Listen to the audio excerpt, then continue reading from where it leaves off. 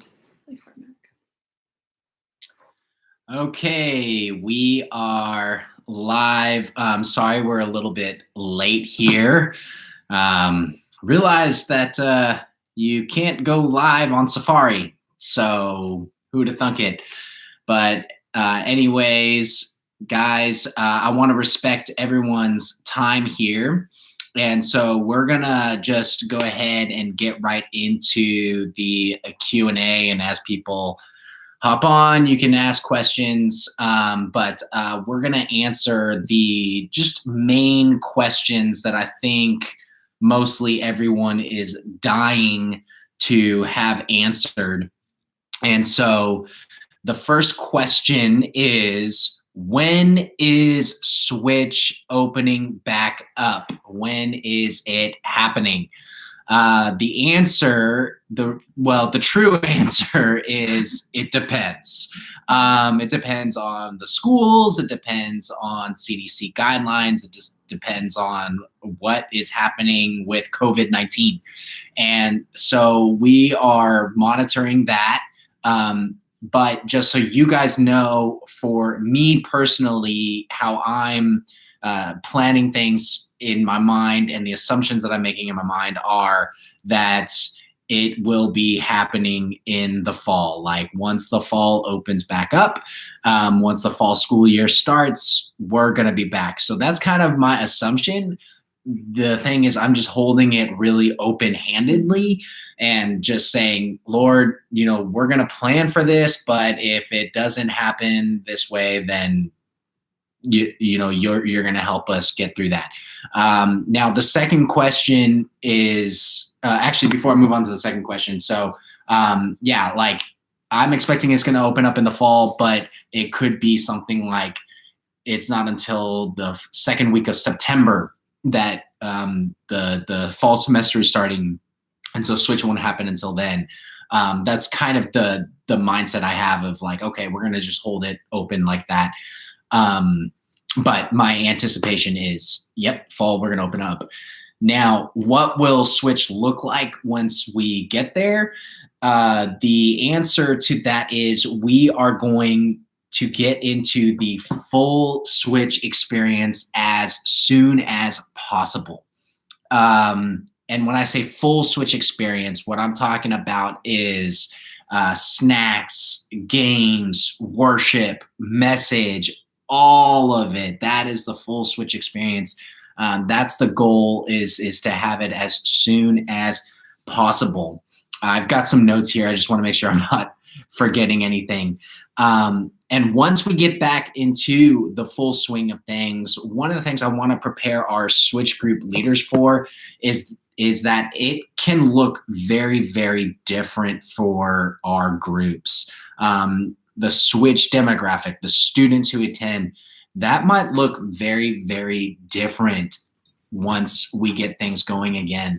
And so I just want to prepare everyone's minds and just really make sure that we are all entering into this season of Switch with a lot of flexibility, a willingness to pivot, a willingness to make changes. The students, the groups that you were leading, those students, honestly, they might not come back. Yeah, exactly. And so it's not going to look the same. So be willing to go into a different group if the need is necessary, or if the need is there. Be willing to partner with other groups, and just going into this next season of Switch, it just might not look the same for you. And that's okay. In fact, that's exciting. It's exciting to know that there might be completely different students who are walking through our doors. There might be parents in the community who are saying, you know what, you do need to be in church. And I know a good one. It's right down the street. You do need to be a part of a student ministry. And also schedules might open up for students that weren't opened up before. And so we might get a whole different type of group of students who are coming through our doors. And that is exciting. But we have to be willing to say, okay, the way it was before, it's not necessarily going to look like that, and I'm okay with it. If I need to change groups, if my role needs to look a little bit differently, that is okay. Yeah. We have to be willing to do that and make those changes and just pivot as quickly and as willingly as possible. So with that said, summer switch. What does that look like? What does our involvement look like? And one of the things that we have been talking to Central about, or the communication we've been getting back from Central about, is that over the summer, we're going to try and have what we call switch hangs. So we are not going to necessarily, I don't expect we're going to have a summer switch experience where we're talking worship and snacks and all those types of things. We're going to have these switch hangs. And what that's going to look like is when students come through our doors, we're not going to have snacks out. We're not going to have games out. It's going to be small groups. It's going to be about small group settings when that happens. And when they check in, we're going to try and create a touch-free check-in experience as best as we can. And it'll likely start at 7 o'clock. And we're going to have small groups for about 45 minutes, maybe even an hour.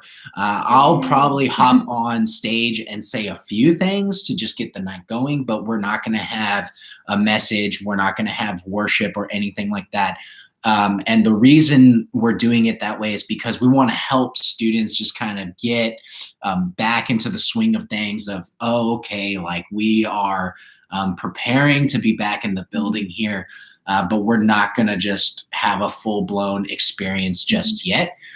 And we want to give you as leaders an opportunity to get prepared and to get comfortable and get used to it, because we've had a long season off from any switch activity. And so we want to give you guys some opportunities to just get a little bit more used to being around students, being in groups, and connecting in that way. So with that said, does anyone have any questions? Do y'all have any questions about that? I know someone just hopped on a little bit late here, but go ahead and just type in a question if you got it, and I'm more than happy. We'll do our best to try and answer that. If not, you can. Do you have any questions? What will the small groups look like in the summer? Like, are we going to have discussion questions, or is it just like a hangout? Or that's a good question. Don't know the answer to that. I don't know if we'll have discussion questions. We likely will, because we always like to give all of our leaders something in their hands that they can have when they're having discussion. But honestly, just connecting with students, and like even in that setting, being willing to connect with students that might not be in your group. Connect with students that might not have been in your group in the spring. Join another leader who wasn't, in maybe you're a middle school leader. You might join a high school leader. Like, just be willing to make those changes and pivot. So that's a really good question. If there's nothing else, we'll kind of move on. While we go. Yeah, you guys can always ask while we're going along. The next thing that I wanted to say about that is that we will have switch hangs before we have switch, though. So let's say switch doesn't happen until the second week of September. We are going to have hangs leading up to switch. So we might have 2 or 3 switch hangs before that week of September, like 3 weeks before that week of September that we've switched. We might have hangs leading up to that to just help us build momentum, to help us get acclimated, to help us get ready for the semester at hand. Are the hangs in the church, or are they outside? They'll be in the church. So as long as we can open up the doors and have the building, we're going to have switch hangs. And then what about kids who are brand new? They've never been in a group. They just know that their friend invited them, or their friend didn't invite them. They just showed up. Mm-hmm. Like, how are we corralling them to know what group to go to? So we're still going to have check-in. We always have to have check-in anytime we do something like that. And like I said, we're going to do everything we can to have a touch-free check-in experience. And so if you're a part of the check-in crew, I'll be connecting with you, and we'll figure out what does that look like and the best way to do that. And then how do they know what small group they're going to be in? When they arrive, if they already know their small group, it'll be easy for them.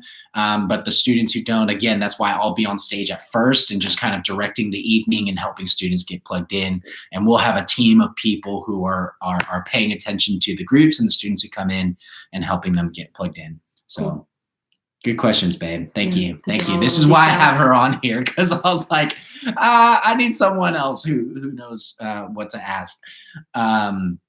Okay. So again, if you have questions, just type them as we go along. Text later. And I'll try and answer them. If you don't get your question answered, or if a question comes up later, yeah, you can text me for sure. So I want to talk about some expectations, like what is expected of me in this season, because we just finished a semester of Switch, albeit it was online a lot of the time, but we're going into the summer. What's kind of expected of me? The first thing that I want to say about that is I expect you to keep your summer plans. Like, I know that there are a lot of you who you have vacations planned, you have different things planned over the summer. It looks different for a lot of people, and that is great. And I want you guys to keep those plans. When we have things like Switch Hangs, I would love for you to be there. We would love for you to attend. But I also understand, like, you have something scheduled throughout the summer. You have a trip that's like annual and things like that. And so please don't feel bad about skipping. Don't feel guilty about skipping or anything like that. The only thing that I just ask is that you let us know. And just to make things really simple, if you have my number, text it to me. If not, send me an email. Zach.tsai@life.church, zac.tsai@life.church. And so just go ahead and let us know if you won't be able to be there. Let's see here. Am I forgetting anything? Also, when it comes to students, if you have been connecting with students during this season, like they've stayed in touch with you, stay in touch with them. I just want to stress the importance of remaining consistent. So the expectation is not that you're going to meet every single week, that like even to reach out to them every single week. Like, that's not the expectation. If for you, it's just once a month, like you just do a text to catch up, a Zoom call, whatever works for you, just try and keep it consistent throughout the summer. But it's not my expectation that you guys are going to keep going at it for the next 3 whole months. Like, that's not my expectation. It's summer. You guys have summer plans. Treat it like summer. But one of the things that I do want to urge you guys to do and encourage you guys to do is absolutely be connecting with each other. We've been setting up these group me's and group messages and texts. Go ahead and use those to voice your prayer requests, to encourage one another, to post scripture verses, to post funny memes, like use that as an opportunity to stay connected. Because when you're a part of Switch, you're a part of a family. It's not just something that we come to attend and leave. It's people who are all a part of the mission to lead students to become fully devoted followers of Christ. And we go farthest when we go together. And so I want to just urge you guys to use those group messages and to use those relationships in that way. Let's see. Am I missing anything else? That is it for Switch. Specifically, if you have any questions, please just let me know. But we'll finish here with just a couple of fun questions, I suppose.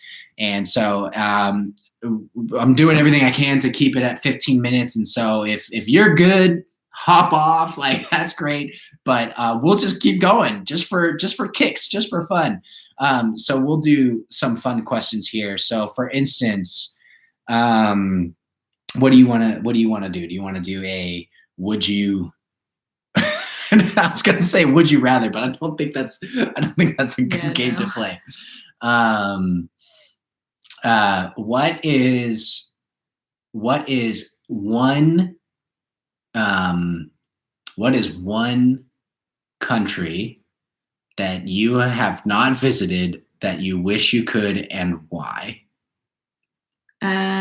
Right off the bat, You're gonna say Italy. Italy. I knew you were gonna say But that's Italy. because my parents currently live there. So my parents moved there in December for my dad's job.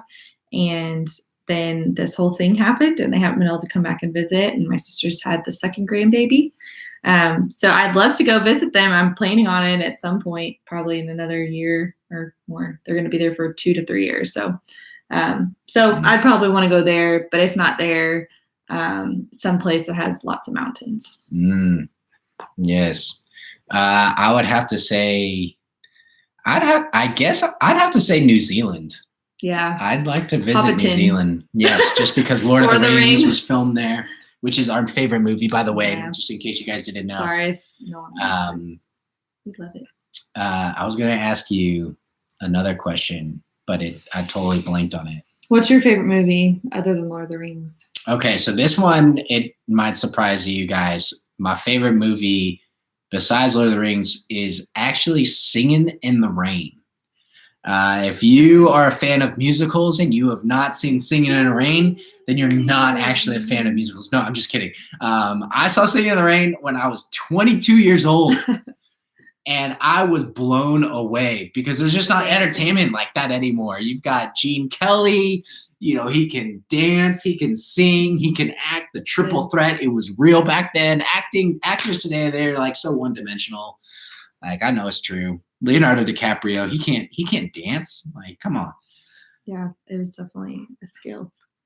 I don't know mine. I told Zach before we did this, if you ask me favorites, there's not a whole lot of favorites because I have a really hard time narrowing everything down. So, yeah, I don't know. What's the favorite? Last question. What's outside of maybe not, just anywhere you've traveled, where is your favorite place you've ever traveled so far? Oklahoma City. Midwest City is my favorite place I've ever traveled. We live here, so it's not traveled. Our Japan trip was pretty cool. My parents actually Japan. I think our Japan trip was pretty cool. That was a few years ago. That was fun. Actually, I have one more question for you. I forgot what I remember what it was. Name something on your bucket list. A bucket list. But I probably have things that would be on a bucket list. What is something that you would put on your bucket list? It'd be really cool to go skiing in some, of course, mountains and some, really beautiful place. I've only ever gone skiing twice, which is a lot for some people, but I was in high school, so it's been a long, long time because it's expensive. But it'd be cool to go to some place I haven't been before. Yes, that would be cool. I will never go skydiving. That will never be on my bucket list. For me, something I would love to do, but I don't think I'll get to do it because I think it's too expensive, is I want to visit all the Disneyland parks around the world. If you don't know anything about me, I am a huge Disney fan. I love all things Disney. But I was thinking about visiting all the parks. Cool. I was thinking about putting that on my bucket list, and I was like, man, that'd be so cool to visit all the Disney parks around the world. And then I realized it's really hard to do. We can't even afford to visit the Disneyland parks here. So how are we going to be able to do it around the world? And I was like, oh, maybe we'll go to France and we'll go to Disneyland. And she was like, if we go to France, we're not going to Disneyland. Like, we're going to go see all these other things. But anyways, well, hey guys, thank you so much for joining us here. We really appreciate it. I hope that this time was helpful and clarifying to you. Again, if there are any questions that you have that you didn't get answered, please just let us know and let me know. Text me, email me, and I'll answer them for you. But thanks again, guys. I love you and have a great summer. We will see you later. Bye.